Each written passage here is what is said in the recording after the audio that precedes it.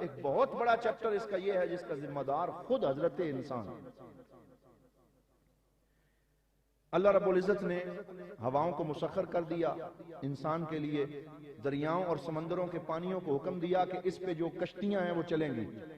تو اللہ نے تو سارے اسباب کر کے دے دیے، اب جو کشتی بان ہے اس کے لیے ہوا بھی ہے، موسم بھی اچھا ہے، پانی پہ وہ چل بھی رہا ہے، کشتی اس کی صحیح تیر رہی، لیکن اگر وہ کشتی میں اتنی سواریاں بٹھا لیں کہ جس کی گنجائش ہی کشتی میں نہ ہو، اور پھر کہے نہیں جی یہ شر میرے ساتھ ایسے کیوں ہو گیا، تو اس کا ذمہ وار کون ہوگا؟ خود حضرت انسان ہوگا۔ کہ کشتی جو ہے اس کا قصور نہیں ہے، سمندر کا قصور نہیں ہے، ہواؤں کا قصور نہیں ہے، انسان کی جشا اور اس کی اپنی بھوک اور اس کی طمع کا قصور ہے کہ جس کی وجہ سے وہ اپنے پاؤں پہ خود کلاڑی مار لیتا ہے اور پھر وہ آخر میں موت کا شکار ہوتا ہے۔ اب یہ آخری میں اپنے اس خلاصے کی طرف آ رہا ہوں، توجہ رکھیں۔ یہ جو موت کا چیپٹر ہے، شر کی بحث میں بہت بڑا اعتراض ملحدین کا یہ ہے کہ یہ موت، پیاروں کا بچھڑ جانا، فقد الحبائب، باپ بیٹے سے بچھڑ گیا، بیٹا باپ سے بچھڑ گیا، یار جو ہیں وہ ہم سے، ہمارے ساجن اور یار بچھڑ گئے، اور موت نے ہمارے ساتھ کیا کر دیا۔ تو یہ موت بھی تو شر کا ایک بہت بڑا، نعوذ باللہ وہ کہتے ہیں ایک مظہر ہے کہ موت آتی ہے اور ماں باپ سے بیٹے چھین کے لے جاتی ہے اور وہ تڑپتے رہ جاتے ہیں، تو پھر تم اس کی کیا جسٹیفیکیشن کرو گے کہ یہ موت شر نہیں ہے؟ یعنی یہ بھی ان کا ایک سوال ہے۔ اب اس پہ تھوڑی آپ توجہ فرما لیں۔ میں نے جو کہا تھا نا کہ جسے ہم شر سمجھتے ہیں اس کے اندر خیر اور رحمت پوشیدہ ہے، تو اس پہ تو قرآن پاک خود گواہ ہے اور احادیث پاک موجود ہیں کہ موت بھی در حقیقت بہت بڑی اللہ کی رحمت ہے۔ سارے بولیں موت بھی در حقیقت اللہ کی رحمت ہے۔ دکھ تو بہت ہوتا ہے اپنے اپنوں کے بچھڑنے کا، لیکن اس میں رحمت پوشیدہ ہے۔ وہ کیسے؟ موت عدم محض کا نام نہیں ہے، یہ ہمارا عقیدہ ہے۔ موت یہ نہیں ہے کہ بندہ موت آئی تو ختم ہو گیا، اس کی کہانی ختم ہو گئی، چیپٹر کلوز ہو گیا۔ میں نے ابھی کہا زندگی ایک چیپٹر ہے اور موت اسی کہانی کا دوسرا چیپٹر ہے، اور پھر آگے جنت یا دوزخ ہے۔ تو موت عدم محض کا نام نہیں ہے، بلکہ موت کیا ہے؟ انتقال من دار الى دار، ایک دار سے دوسرے دار میں جانا۔ الموت جسر یوصل الحبیب الى الحبیب، موت ایک پل ہے جو یار کو یار سے ملا دیتا ہے۔ موت عدم محض کا نام نہیں ہے۔ اور کائنات کی جتنی چیزوں پہ موت طاری ہوتی ہے وہ ان کو پہلے سے اچھی حالت میں لے جاتی ہے، جو انسان کے علاوہ باقی جتنی چیزیں، اگر آپ غور کریں تو ان کی جو موت کو سمجھا ہے غافل اختتام زندگی ہے، یہ شام زندگی صبح دوام زندگی۔ اقبال نے کہا تم جن چیزوں پہ کائنات میں موت طاری ہوتی ہے وہ اس سے اچھی حالت میں شفٹ ہو جاتی ہیں۔ میں مثال دیتا ہوں، یہ بادل ہے، جب بادل پہ موت آتی ہے، یعنی موت سے مراد جب بادل ختم ہوتا ہے تو بادل کس میں کنورٹ ہو جاتا ہے؟ پینے والے خوبصورت پانی میں کنورٹ ہو جاتا ہے۔ تو موت نے اسے ختم تو نہ کیا، ایک چیز سے دوسری چیز میں تبدیل کر دیا۔ دریا جب مرتا ہے وہ کدھر جاتا ہے؟ سمندر میں شفٹ ہو جاتا ہے، تو پہلے سے بڑی حالت میں چلا جاتا ہے۔ اقبال نے کہا کون کہتا ہے کہ موت آئی تو مر جاؤں گا، میں تو دریا ہوں سمندر میں اتر جاؤں گا، میں پہلے سے بڑی کائنات میں چلا جاؤں گا اور میرا لنک کسی اور جہان سے ہو جائے گا۔ جنت کی طرف سے کھڑکیاں کھل جاتی ہیں اور انسان کو بڑی رحمتیں نصیب ہونا شروع ہو جاتی ہیں۔ آکسیجن ہے، آکسیجن جب مرتی ہے یعنی ختم ہوتی ہے تو وہ ہائیڈروجن کے ساتھ مل کے کیا بناتی ہے؟ سائنسدانوں سے پوچھیں تو H2O بناتی ہے، وہ تو آپ کو بھی پتا ہوگا۔ وہ کیا بناتی ہے؟ پانی بناتی ہے۔ تو وہ بھی ختم تو نہیں ہوتی بلکہ پینے کا بہترین پانی کی صورت میں سامنے آ جاتی ہے۔ اسی طرح اللہ نے فرمایا وَالشَّمْسُ تَجْرِي لِمُسْتَقَرٍّ لَهَا، کہ سورج ہم سمجھتے ہیں غروب ہو کے ختم ہو گیا، نعوذ باللہ، لیکن قرآن کہتا ہے سورج اپنے مدار کی طرف چل رہا ہوتا ہے تو وہ ایک طرف سے غروب ہوتا ہے تو دوسری جگہ پہ طلوع ہو جاتا ہے، ایک طرف سے غائب ہوتا ہے تو دوسری جگہ پہ ظاہر ہو جاتا ہے۔ اور اقبال نے یہاں بھی اپنا کمال کا شعر لکھ دیا، فرمایا جہاں میں اہل ایمان صورت خورشید جیتے ہیں، ادھر ڈوبے ادھر نکلے ادھر ڈوبے ادھر نکلے. یعنی وہ شفٹ ہوتے رہتے ہیں، وہ ختم نہیں ہوتے. وہ ماں کے رحم سے دنیا میں آئے، دنیا سے پھر ایک اور جہان میں شفٹ ہوئے. تو موت عدم محض نہیں ہے، بلکہ موت ایک حالت سے دوسری حالت میں جانے کا نام. اب ایک بڑا خوبصورت منظرنامہ بھی ہے، اگر اس پہ ایک فلم بنا لی جائے مثال کے طور پر، یہ ہمارے بڑے بڑے اداکار اور یہ فلمیں بنانے والے لوگ ہیں، اگر وہ ایک فلم بنائیں، آپ تصور کریں اس بات پر کہ موت ختم ہو جائے، فرض کریں موت ختم ہو جائے، موت باقی ہی نہ رہے جس کو یہ شر کہتے ہیں، تو ایک ایسا منظرنامہ تیار کیا جائے کہ ایک گھر ہے جس میں بندہ موجود ہے، اس کے 7 دادے بھی موجود ہیں، گھر کے اندر ہی رہ رہے ہیں، کوئی مرتا ہی نہیں ہے، دادیاں بھی نانے بھی سارے موجود ہیں. تو رات کو اس بات پہ جھگڑا ہو جائے کہ وہ 7ویں دادا جی کہہ رہے ہیں بیڈ پہ میں نے لیٹنا ہے، بچہ کہے میں نے لیٹنا ہے، جگہ ہی کوئی نہیں ہے، کیا کریں، گھر چھوٹا ہے، تو کیا سینیریو کریٹ ہوگا. تو پھر موت رحمت ہے کہ نہیں ہے کہ ایک بندے نے اپنے حصے کا کام کر لیا، وہ اللہ کے پاس حاضر ہو گیا، اب تم کر کے دکھاؤ، تمہارے بعد کسی اور کا نمبر آئے گا. یہ امتحان گاہ ہے، سیٹ خالی ہوگی تو ایک اور آ جائے گا، لیکن جو سیٹ سے اٹھ کے گیا ہے وہ ختم نہیں ہوگا، وہ اپنے اگلے امتحان میں حاضر ہو گیا.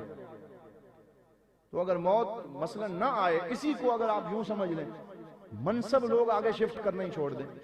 مثلا جو منصب اوپر ہمارے جد اعلیٰ کے پاس تھا وہ ابھی تو زندہ ہوں گے، پھر انہی کے پاس ہوگا، تو ہم سارے ہاتھ پہ ہاتھ دھرے بیٹھے ہوں گے، ہم کیا کریں. سرکاری جتنے منصب ہیں ان پہ پرانے لوگ ہی موجود ہوں، نئے بیچارے رو رہے ہوں، دھرنے دے کے بیٹھے ہوں. اسی طرح وراثت، کوئی کسی کا وارث ہی نہ بنے، وارث بنے گا تو مال آئے گا، مال آنا ختم ہو جائے. بھائی جب بزرگ جا ہی نہیں رہے تو کون کس کا وارث بنے گا. یہ میں مثال دینے کے لیے آپ کو بات سمجھا رہا ہوں کہ اس میں حکمت ہے، اس میں رحمت ہے. اور اسی طرح آپ اس پہ فرض کر سکتے ہیں تو اللہ رب العزت نے ایک ایسا نظام بنایا جس میں موت کو بھی رحمت قرار دے دیا. آخری بات، یہ 10واں پوائنٹ جو میں عرض کر رہا ہوں، اس پوری بحث کا نچوڑ ہے، اور وہ یہ ہے کہ اللہ رب العزت نے شر کے وجود کا حکم نہیں دیا بلکہ اس کے وجود کی اجازت دی، اور وہ اجازت اس لیے عطا فرمائی تاکہ انسان کو اس کی آزادی مل سکے. اور پھر شر کے اندر بھی خیر کے بہت سے پہلوؤں کو پنہاں کر دیا، اور پھر اس کے ساتھ ساتھ یہ شر کا وجود بہت سے انسان اپنے ہاتھوں سے بھی بہت سا شر کریٹ کر دیتے ہیں، اس کے وہ خود ذمہ دار ہیں.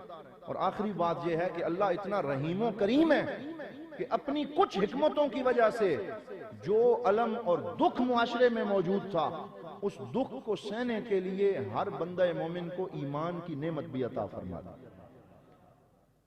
اگر ایمان کی نعمت نہ ہوتی تو کوئی یہ دکھ سہ نہ سکتا، ختم ہو جاتا، گھل گھل کے مر جاتا، اور مصیبت کو برداشت نہ کر سکتا.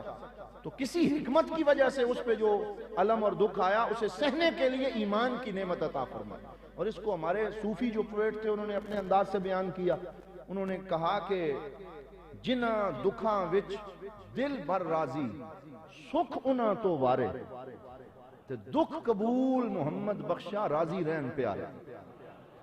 اور کسی نے کہا کہ جے سونا میرے دکھ وچ راضی تے میں سکھ نو چلے ڈاؤں.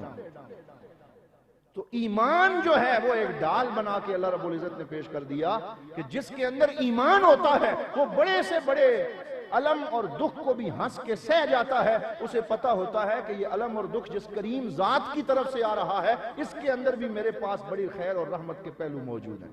تو وہ گھبراتا نہیں ہے بلکہ وہ اللہ رب العزت کی حکمتوں کو سمجھ کر اس پہ خاموش ہو جاتا ہے.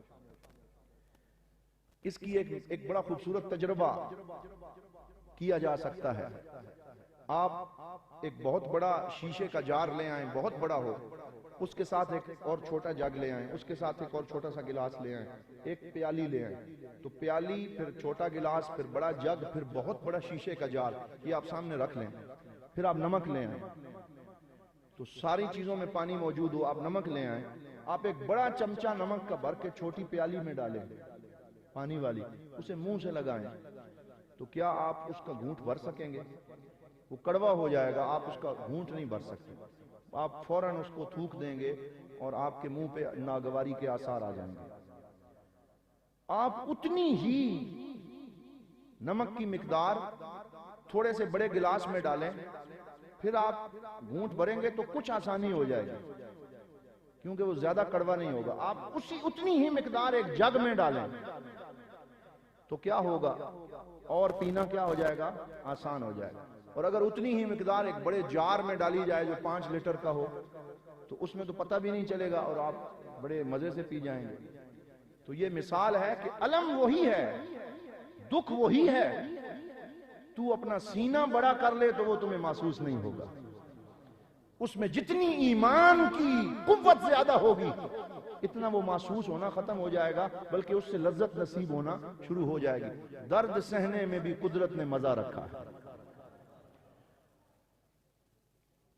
حضرت حارثہ حضور صلی اللہ علیہ وسلم کے ایک صحابی ہیں، حارثہ بن نعمان، وہ غزوہ احد کے موقع پر نہیں بلکہ غزوہ بدر کے موقع پر وہ 313 صحابہ میں شامل تھے، ینگ بالکل جوان تھے، میں صرف اشارہ کر رہا ہوں۔ تو جب وہ وہاں پہنچے صفیں بنی ہوئی تھیں تو ابھی باقاعدہ جنگ شروع نہیں ہوئی تھی کہ دشمن کی طرف سے ایک چور قسم کا تیر آیا اور وہ حضرت حارثہ جو 18 سال کی عمر کے خوبصورت نوجوان تھے ان کے سینے میں لگ گئے، اور ابھی جنگ شروع بھی نہیں ہوئی، بیچارے پہلے ہی اس دنیا سے چلے گئے، شہید ہو گئے۔ ان کی ماں کو مدینہ پاک میں پتہ چلا کہ میرا بیٹا تو جنگ شروع ہونے سے پہلے ہی کام آ گیا، تو وہ روتی تھی اور مدینہ پاک کے راستے پہ کھڑی تھی، اور جو بندہ وہاں سے آتا اس سے اپنے بیٹے کے بارے میں پوچھتی، اور پھر وہ ان کی کیفیت تھی۔ پھر جب رسول اللہ صلی اللہ علیہ وسلم تشریف لائے تو انہوں نے رو کے ایک سوال پوچھا، یا رسول اللہ میرا بیٹا، مجھے اس کے شہید ہونے کا غم نہیں ہے، مجھے غم یہ ہے کہ باقاعدہ آپ کی جنگ کے اندر دفاع کرتے ہوئے اگر وہ شہید ہوتا مجھے زیادہ خوشی ہوتی۔ وہ بیچارہ تو ابھی تیار ہوا ہی نہیں تھا، کھڑا تھا، اپنے دھیان میں اسے تیر لگ گیا، تو کیا اب وہ جنت میں جائے گا؟ کیا اب وہ جنت میں جائے گا؟ تو حضور صلی اللہ علیہ وآلہ وسلم، مل کے کہو صلی اللہ علیہ وآلہ وسلم، سرکار کا جواب سنیں۔ میرے آقا صلی اللہ علیہ وسلم نے فرمایا، انہا لیست جنتا واحدہ بل انہا لجنان وان ابنک اصاب الفردوس الاعلی۔ فرمایا اللہ کی کوئی ایک جنت تو نہیں ہے، اللہ کی بہت سی جنتیں ہیں، اور تیرا بیٹا فردوس اعلی سب سے اوپر والی جنت میں پہنچ گیا۔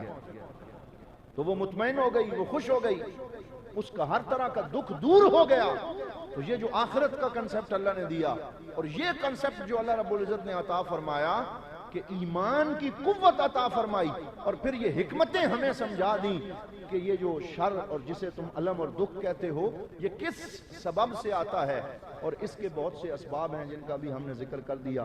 تو میں یہ سمجھتا ہوں کہ اس موضوع پہ جو گفتگو ہو سکی اسی پہ اکتفا کرتے ہوئے میں اجازت دیتا ہوں، اور دعا گو ہوں کہ اللہ رب العزت اگر کوئی کلمہ ہم سے غلطی ہوئی تو اللہ اس کی معافی عطا فرمائے، اور جو کلمات خیر تھے اللہ تعالیٰ اپنی بارگاہ میں قبول فرمائے۔ وآخر دعوانا ان الحمد للہ رب العالمین۔